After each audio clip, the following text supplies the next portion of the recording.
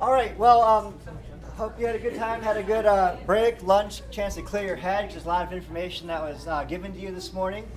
Thank you so much for helping us along with the process. Really good questions, and hopefully we've been able to help you with things. And as we go forward this afternoon, the plan is going to be to talk about now, okay, assignments have been put out, students have worked on them. What would it look like to grade the assignments? So I'll walk you through that process. Once we've taken care of that, just talk about other couple of just end things to think about. And then we're going to be handing out basically a checklist, a bunch of I can statements. Have you go through and think about what you can do, how you'd set it up, and how it all work. And we're going to use our time here to support you with that. And then more importantly, too, just give you time to start building some things that you'd like to use for the first week back for your students. Sound good? All right. So you're in the Schoology training course, and you have the student view, and I have the teacher view. And of course, the big difference would be that you notice up here, I have reminders, okay? Whereas you just have like the upcoming events, correct? You have the same folders as I see, and you don't have quite as many side options over here, okay? So when I'm working on grading, there's really nice with Schoology is there's a couple different places where I can find the work to grade it. The first place I can see is right here in reminders. I have a friendly reminder that there's 85 ungraded assignment submissions. There's 34 ungraded posts, so that's first Monday back. You got the bottle of Pepto-Bismol. It's like, here we go. Right? 177 more days, right? And we just go ahead and work through it. So if I clicked on, say, the assignment submissions, it'll actually break it down by assignment and how much of something there is to grade.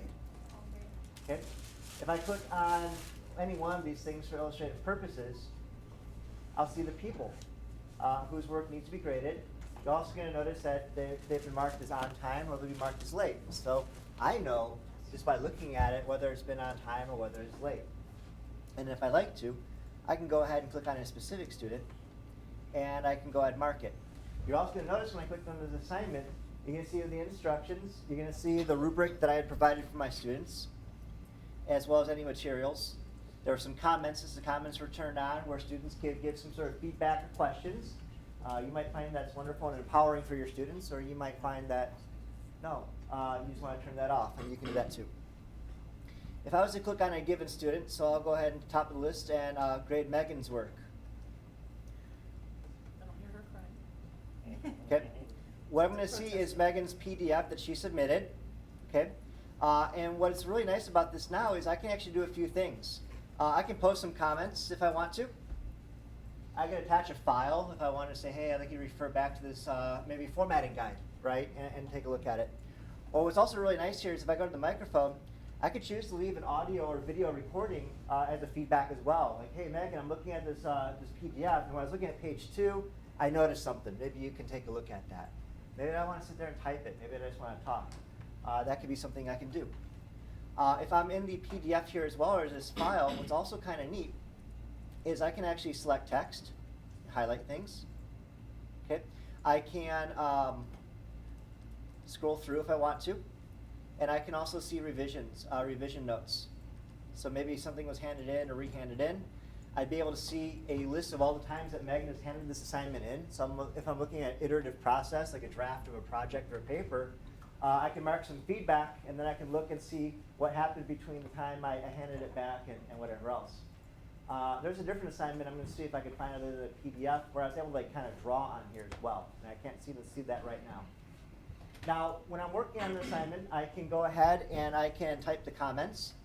I can also look at, in this case, it was a rubric. So I'm looking at Megan's work, and she did excellent, good, and satisfactory. I can simply click those and hit save, and now our assignment's been graded. So I can use the rubric and click the rubric. I can give audio and video feedback. I can give text feedback. I could highlight things on the PDF of this document. I can see as many times as Megan has handed in this project what the draft process looks like. And then if I want to move on to the next student, I have a couple of options. My first option is if I look at this little right hand, this greater than sign, I can move to the next student on the list. Okay.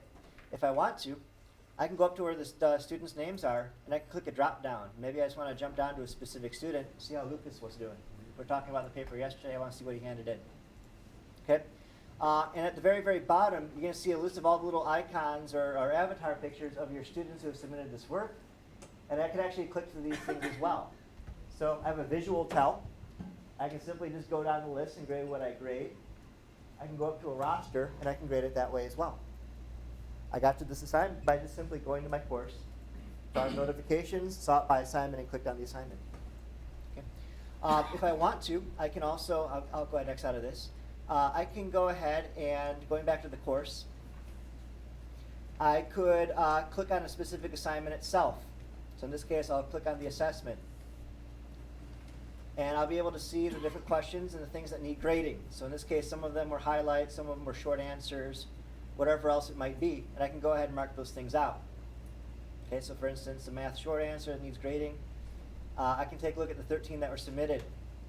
And I'll see what students had submitted to me. These are 1-point answers. I can look at these answers. I haven't been in a math class since the mid-90s.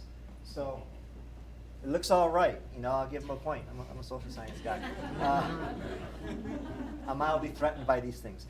So I can go ahead and I can just simply score an open-ended response. Now in this case, I'm seeing all the submissions for this one question at once, rather than having to go test by test, scroll down to the question, and I can just mark these things out. And once I put it in my score, I believe at the bottom there's a save button. Man, there's a lot of them. Or I just put in the score, it's going to save there for me, so that way it's taken care of. Okay, I can go on to all the questions in general, and I can go ahead and mark the rest of them. If I want to, if I go back to my courses, that's what I'm going to do. Let's see. If I want to, I can click on, say, the grade book. And when I click on the grade book, I'm going to see the assignments that are set up. I'm going to see the students. And what's going to be really nice is there'll be a little icon or a tile when something's been submitted. So in this case, the quiz has been attempted because I see that little green tile. I can just go through and grade those specific things. That's nice. If I go over to these other things, I can notice these little blue clips as well. So that way I can see that a student has handed in the work or hasn't handed in the work just visually. Okay? So that's like 4 different ways to get to the same thing to grade. If I'm a gradebook person, I go to the gradebook. If I'm an assignment person, I click on the assignment. If I'm just surprised with what you've given me today, I can look at the notifications and I can take care of it there as well. If I am grading open-ended questions on a test, I can just grade that one question at once and just go through and knock them out. So that's a really nice thing. And then with the quizzes as well, there are some closed-ended questions that will automatically grade because the computer can say what the right answer is based on the way that you had set it up. So these are the different ways I can access it. I'm just going to go across the board. I'll just use Abby as my example here for grading. So if I click on Abby's submission for her test, I'm going to be able to see that her thing needs grading. It took her 6 minutes to do the quiz. And I can go ahead and see which things have been marked and which things haven't been marked. And that's what's holding things up right now. So in this case, an opinion essay, and she was asked to write a question. There's a rubric for it, because I scored this writing by a rubric. And I can assess. In this case, I set it up by some sort of a content standard. What she got in this case? All right. I'll take it. I can see how she labeled things. She was looking at the Northwest. She didn't get many of them marked at all, so that's a 0. Okay. I had electric circuit. Abby likes fire, so that's cool. It's good. And let's see here. I can also look at the shapes. I can see if something was completed or not. You know, maybe I can see most of the process, but not the right answer. So maybe I want to give partial credit. 0.5? 0.5. There we go. So I can give half credit if I want to, or partial credit is appropriate. Okay. Did you say it? Looks like it's been saving, right? Last update. What do you see updating? It says last update. Last update. Okay. Above the line. At 11:54. Yeah. Okay. All right. If I scroll on down, we'll see if I've marked that for sure. And it looks like it's taken, right? No, yeah, it's taken. Okay. So now if I go back to my grade book and I hit refresh, I'm going to see that a score will populate for Abby for her quiz. Okay. So that's taken care of. If I go over to the next assignment that Abby's done, in this case, I don't know what this one was. This was, she recorded a video, okay? So I could watch it. I won't play it right now, but I could watch it, and see what she has to say. So again, you think about choice. Maybe you have students who aren't really good with articulating and writing. You just want to hear what their thoughts are. Maybe a video could be appropriate. Maybe there was a writing assignment, but they broke their arm last week in soccer. Well, okay, just record it. I just want to hear what you have to say rather than messing around with a pencil. Just as I would see with the other assignment, I can type in some comments, like I really like your beginning, but you really didn't give me a good closure at the end. I could give an audio or video feedback to her video feedback if I'd like to. And I can go ahead and grade it. So Abby did a great job with this. I can put a grading comment in here. This grading comment will stay within Schoology. It will not go back to Infinite Campus, but I can add that in. And I can also choose to show the comment to the student. If students don't see their grades, if it's hidden, Yeah. will they still see their comments? They'll see their scores on assignments, but they won't be able to see the overall math of what the calculation is. But what about the comments? The comments, if you choose to put them in, they can. Maybe an appropriate comment that I want her to share is like, hey, next time make sure the lighting's better. Maybe I have a comment in here, and this is more of a private comment. Abby needed an extra day to finish it. Maybe I just put a comment just for administrative purposes. Well, I just meant, will it show? If I'm hiding their grades in Schoology? You're hiding their overall. You're hiding overall grade. Yeah, but not a the point or assignment Okay. still shows. Okay. Now it'll go down to the next student who submitted it on this list. So in this case, Megan, right? I can do the same thing. So I can just go ahead and I can grade this way, really nice and easy. I could also just click on the roster, find the specific student if I need to grade it that way. Okay. Going back to the grade book, I go over to the next assignment. It's a 4-point assignment. Okay, this one was a Google Doc, right? Yeah. Okay. So what's going to happen here is it's going to open up the Google Doc right within the pane. I can go ahead and I can edit and I can comment this Google Doc just as I would in Drive. And I can do all those things I want to do with it. I can go ahead and give a score if I'd like to. I can give some feedback comment if I'd like to. I can share it with the student and hit save. If I want to look at it a little bit bigger, I can open it up and it'll expand in a whole window view. Okay? Now it made a separate tab. So I didn't lose where I was at in Schoology. I can go right back to it and keep where I was, which is also a nice thing when you're going through a lot of assignments at once. Okay? So in this case, I can do the adding and editing. If I want to look at the revision history, because I should be seeing an ongoing process over the course of X number of days, I can go back and check that. If I'm worrying about some sort of a plagiarism or effective equitable group work, I can see who's been editing the document just like I would traditionally. Okay? And then I can give a grade, and then move on down to the next person or persons that I'd like to take care of. Yes, sir? It looks like you just made this a point assignment. If you had it tied to a rubric, we would see a little link for a rubric. Yes, you see that little tile thing like you saw before? That would expand out? Yeah. So let me go back to that grade book. So which one had the rubric? What was it? Assignment 1? Okay. They don't condense the labels there.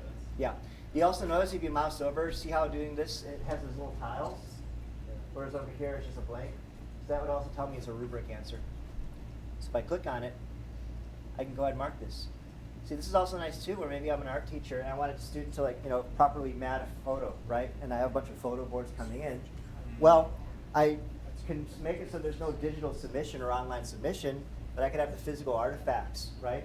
I can just click on this and mark whatever I was looking at with my criteria. It's still rubric grade, something that wasn't even digital to hand in, which is nice. If I'm looking at students doing performances or some sort of presentation in the class, I could conceivably have a phone or a tablet and just be marking whoever's speaking as they're going through and getting that feedback too.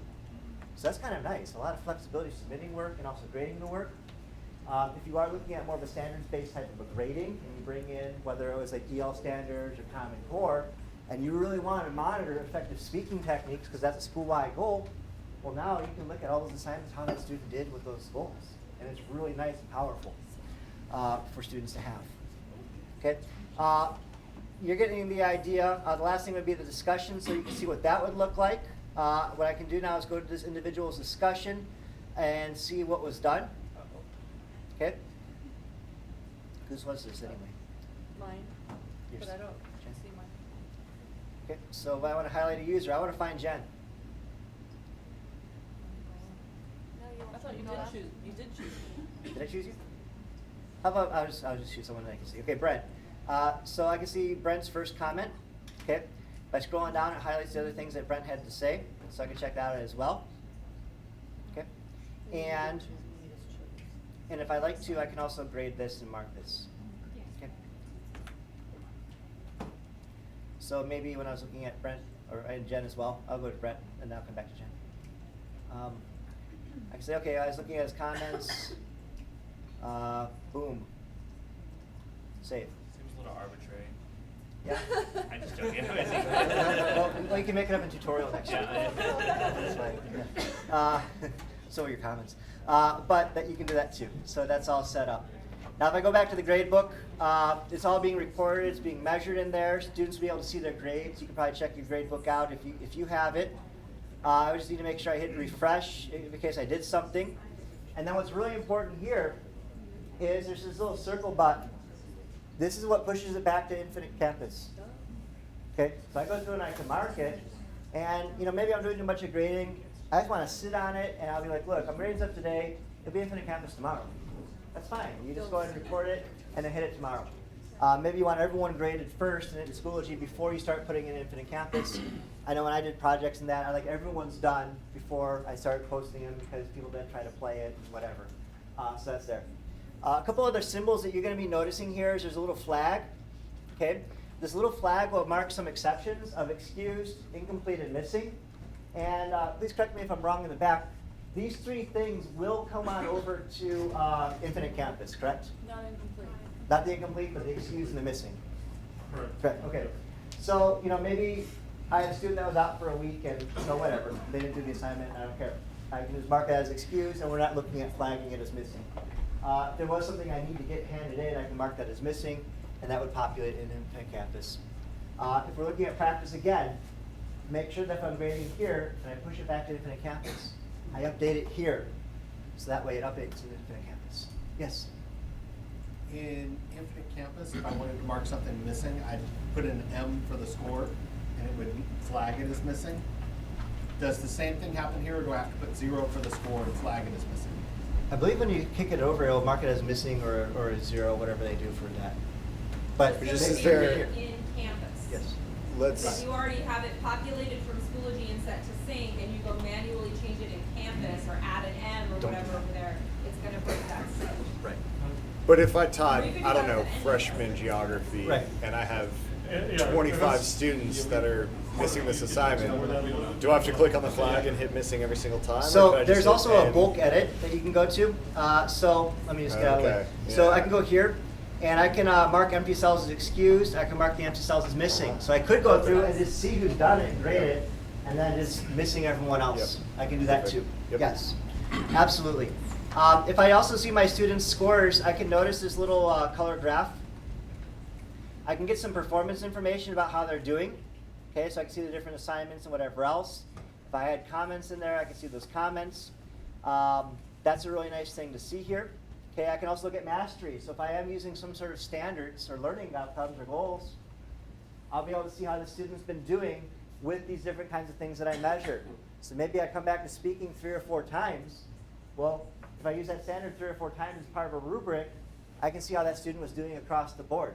That's a really cool thing if you're looking especially at skills. Yes? Does it show like chronologically, like first assessment, second, fourth? See growth? My guess would be that it's going to be noted in some way. I'm guessing there's going to be some sort of an order that would make sense. My guess would be from oldest to newest, or maybe reverse. But you should be able to see at least over all the assignments if there has been, some sort of a pattern. Yeah. So that's built in here, and if you use those standards, you're in good shape. Okay. Matt, before you move off from that, if you click the gradebook real quick, sorry. Yeah. When students log in, this is the view that students see of their grades. So like, if they go into their class, what am I missing? What have I turned in? Go back to where you were just now on that individual student. Good. Okay. So let's say Abby logs in to hers. There should be, anyway, we just lost it anyway. Go back to. Go back to. Click it. Maybe that one. No. Maybe just hit the back button in the browser. Go back to. So it makes it a new window. So it does. Yeah, go back on this one. Okay. you with the tabs with Mastery and Gradebook? I clicked on that little graph thing. There we go. There I we don't go. know what to do. All right. So that's what they'll see in theirs. They'll see the grades. That's how their grades are presented to them in Schoology. So it'd be a nice quick look for them to take a look if they're missing stuff, things like that. They can see it in one page. We'll just have to expand sometimes those categories if not already expanded. At least they have a quick look of, you know, where are they missing or not missing and so on and so forth. Okay, so that's kind of the long and the short of the grade book and how that would work. There are a couple things to just keep in mind. One is the refresh or the sync button, which is going to be that circle. Okay. The other things that you can see here, there's a more options feature. If I click on this, I could bulk out edit my grades. When I bulk edit grades, it looks like this. I don't know if you're familiar with Engate we had years ago, but there's a way you can like look at everything. Well, same idea. You can go to every single assignment, see where they are, change due dates if you want to in one spot, change points in one spot, and get everything organized that way too. So that's kind of a cool feature to see here. If you'd like to shift due dates, you can. So if you're realizing that everything's going a week slow, you could bump things a week back and that by clicking some of these features. You can choose whether or not to sync them to the SIS. That's also the best place to see if you have anything missing in category. Yeah. Just really quickly, anything missing in category, no, everything looks good, or oh, this one, and then stay over. Right, so in this case, there's an ungraded one. Okay, well, you know what? I wanted to call that a classwork today. Right, I can do that. And then save your changes at the bottom. Lastly, it depends what you might need or not need, but if you go back to your grade book and you go to those more options too, there are ability for you to print reports if you want to just give a printout, about what's going on. While these aren't the official grades, this is a lot of the day-to-day type stuff. So that could be helpful if you're having a discussion about performance and that. You can do an export where you can generate a CSV. This might be useful if you want to get like a whole list of like the student IDs for something. By making this CSV, you'd be able to have like a spreadsheet that you could edit a little bit more. Maybe this is how you want to just copy and bulk upload email addresses for GoGuardian or something like that. You can do that too, and get rid of the information that you don't need to have. There's a lot of students in this one, so this would be bigger than what you'd normally see. Okay. Are there any questions about grading? I know I went through things kind of fast, but as far as workflow things, different ways to find the assignment, different ways to toggle between the assignments, different ways to move around and see it. It's really easy to leave feedback. Taking the time to build a solid rubric that you can reuse a lot of times can take a lot of tedium out of it and really make it a more actionable item when you grade. And if you're looking at skill development, that's so much better. Like, hey, this is the problem rather than 7. It's just there. And just sync it over when you're done and you're ready to go. The information that's here is really the unofficial grade. The real stuff's at Infinite Campus. If there's questions, just encourage the students and parents to go to Infinite Campus. Yes, Michelle? I just have kind of a workflow question or looking for advice from sharing information with my students. Would it still be, we're still Google Classroom district as of this year. As of this year. So if I'm going to have, the majority of my stuff will be here, but there are all those smaller things that I would share. Is it better to keep, do I have to post everything when they're looking for their assignment? Look in Google Classroom or look in Schoology. I would have a consistency, yes. So if you want to go to Schoology, then stick with that. If you go to Classroom, then stick with that. But just for students, if you keep on, well, here this time, there that time, that's problematic. So I'd recommend fewer options is probably better. So they'll check Infinite Campus just for their grades, and their assignments will be in Schoology. Right. Yes. I'm sure the format is exactly the same as everything else, but one of the assignments had us just type a response. Can I see what that looks like? A type of response? Like when you just type in a text box kind of scenario instead of uploading an assignment. Type answer in Schoology. Okay, Yeah. so this one here, Tracy handed something in. This is what it looks like.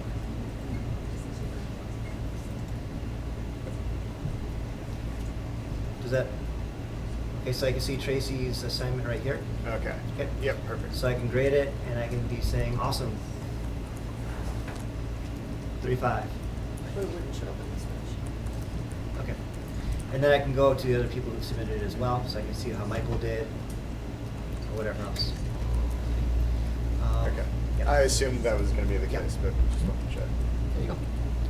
Any other questions? Okay.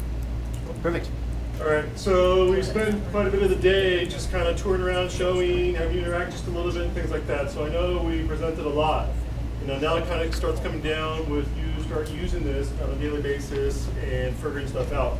And to be honest and kind of reiterate a little bit too, we are learning with you. We have a head start on you a little bit, but we don't know what it looks like when students are on here and all that stuff that's happening, taking place. Now we have some data that we can play around with, things like that from yesterday to today in our sandbox course, so we can play around with that a little bit more. But still, we don't have that day-to-day thing that you will have. So this is not the end of your support or anything like that. You can always reach out to us anytime, email, things like that. We're happy to come out and assist you. So that's always available to you. The other thing is, as well, is that we decided on week number 2 of school and week number 3 that we will also be on campus. We'll be somewhere on campus.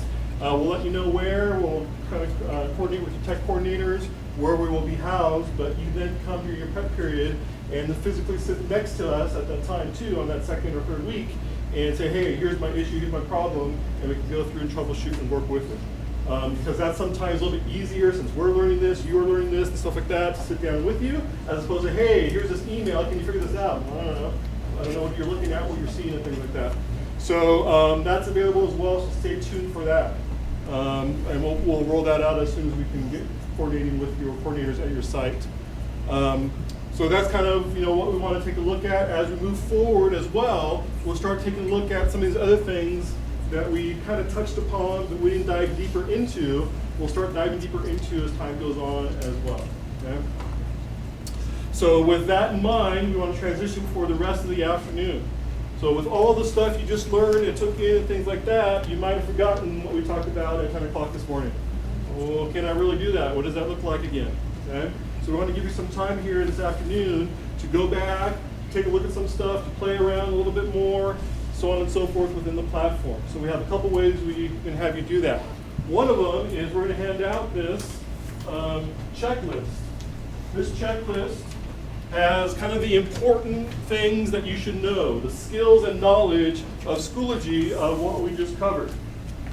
This checklist is also on the slide deck, and again, there is the URL for the slide deck. On that one page that has all the agenda and the notes page, it also has this checklist, and those links on the checklist are live on that document on the presentation. So you see it on your handout here, but they're live on the document. So hey, how do I do that? I don't remember. Click on that link, it'll take you to a help page, it'll take you to a video to help you remind you of how to do that specific item, that specific skill, that specific task in order to accomplish whatever you're trying to accomplish. Okay? So, and of course you have us here for support, things like that too. But again, start diving into and figuring stuff out along the way. Okay? And if you have the slide deck open, we have a link to this as well as digitally, so hyperlinks work a lot better on the computer. I also have time cards for you. You have a choice. If you feel like you've got this, or your brain is full, or you want to do this in your jammies on your couch, or whatever makes you happy in your heart, you are welcome to leave at 2 and clock for 5 hours. If you would prefer, you may stay till 3 and clock at 6. It's totally up to you. I'm not going to get into like half hours and all that kind of stuff, but if 2 suits you, come on back, grab a card. I'll put them somewhere central. I think up front was well yesterday. So just grab that and make sure this gets back into my hands before you leave. This is probably. We will have an exit ticket for you Oh, as yes, well. I did Before you forget leave, that. we'll put that URL up on the board. As far as We'd like you to student complete access. that little form, just to give us some feedback on today and issues and stuff like that that you kind of thought about and come across, because that'll be very valuable to us as well. Okay. And We'll put that link up Parents, here, yeah, right up sure, there, there's SQI exit. So one of the things we're also going to do is I'm going to create a group that I'm going to ask you guys to join. In that group are going to be all of the resources that we worked through today. The course content folder, course setup folder, and all of that will be contained within Schoology. You can then add to your resources in Schoology as well. And then one last question that Lucas had up here was talking about student and parent access. Students are going to be accessing by signing in. They're going to use their Google account. As far as documentation, what do we have for students right now from the district to help them get up to speed? We don't. That'll probably be something that's happening at the class level, because again, you might be the one-off teacher that's at your site. So that would take time to set it up. And then as far as parent access right now, we're not really quite going there yet. We just want to get the feet on the ground. There are some accessibility things that parents can have, and there's things that you can do to bring the parents into being a participant, or at least a viewer of the course. Right. And there's varying levels, but right now we're just starting simple and building up, and simply we're just looking at the data. So, And still funneling parents into Infinite Campus for all that kind of stuff Right. for now. Okay. Down the road, things will be opened up. We'll talk more about what that parent side, things like that. But for right now, for early on, just funnel them to Infinite Campus. okay. Yes. Just Some checking. of the feeder districts use this currently? Feeder districts around here? No. I don't think Okay. so. Just Okay, a so couple not high used school to it yet. districts. Okay, that's good. The students are. They won't be asking about it. Nearby in San Diego County, was it Yeah. Vista that has Schoology? Yeah, High school district? none of our feeders, there might be some around, but not anything from Oasis or Valley all the way to Okay, San Diego. It felt like the other schools that even had it, districts, not even just Right. high school, was more North County. It's one of those things that back to school, like parents always ask otherwise. Infinite Campus. Okay, and when you're working in your grade book, remember your calendar's not live, so you're not going to be able to really do things like I am. I'm going to sandbox calendar, just remember that too. That's a frustration. Cool. Thank you so much. We'll let you get your work.